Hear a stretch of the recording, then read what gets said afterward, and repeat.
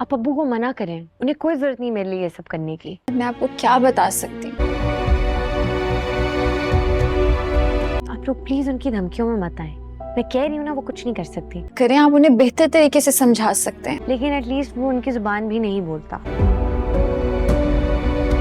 मैं भी चाहती हूँ कि मेरा बच्चा, मैं भी चाहती हूँ कि मैं इस खानदान को वारिस दूँ। काश ये सब कुछ आपने बहुत पहले बोल दिया होता। मैं भूखी मर जाऊंगी, लेकिन मैं आपको लेकर अपनी माँ के घर नहीं जाऊंगी। ड्रामा सीरियल चालबाज के आने वाले एपिसोड में आप लोग देखेंगे, आने वाले एपिसोड के अंदर जब ईशल ने अपना सारा सामान वापस भिजवा दिया अपने शौहर के कहने पर, क्योंकि आशिर ने बिना सोचे समझे इस बात का फैसला कर लिया कि अगर उसकी भाभी ने कोई बात कह दी तो वो बात पत्थर की लकीर बन गई और वो बात सभी घर वालों को किसी भी सूरत माननी होगी। यहाँ पर आशिर ने अपनी बीवी को साफ हुक्म दे दिया कि अपना लगेज अपने घर पर वापस भिजवा दो। ईशर आशिर की तरफ से ये फैसला सुनकर हैरान हो गई और उसने सोचा कि मेरे हक में मेरे शौहर बात करेगा, लेकिन उसने तो उल्टा अपनी भाभी की बात सुनकर मुझे ही वो चीज वापस भिजवाने के लिए कह दिया। सूटकेस में कोई ऐसी बड़ी चीज नहीं थी, बल्कि ईशल के लिए कुछ जरूरत का सामान था और उसके कपड़े थे। लेकिन आयजा तो चाहती ही नहीं है कि इस घर में कोई भी अपनी मनमानी करे, खास करके उसकी बहन और ईशल, आशिर और रोहान। वो घर में किसी को भी अपनी मर्जी नहीं चलाने देती। वो कहती है इस घर में सिर्फ मेरी ही बात मानी जाए और जिसको मैं जो हुक्म दूं उसको वो मेरा हुक्म मानना होगा, क्योंकि आशिर को पहले दिन से ही आयजा ने इस तरह बेवकूफ बना रखा है कि उसे किसी भी बात के अंदर अपनी भाभी गलत नजर ही नहीं आती। आशिर समझता है कि आयजा भाभी ने कोई बात की होगी तो कुछ सोच समझ के की होगी और वो कभी भी हमारा बुरा नहीं चाहेंगी, लेकिन आयजा का सीधा सीधा उन दोनों के दरमियान इंटरफेयर नजर ही नहीं आता आशिर को। ये बार बार के इंटरेस्ट ईशल को बहुत बुरी लगती है आयजा की तरफ से। जब ईशल का सारा सामान उसके घर पर वापस चला जाता है तो उसकी माँ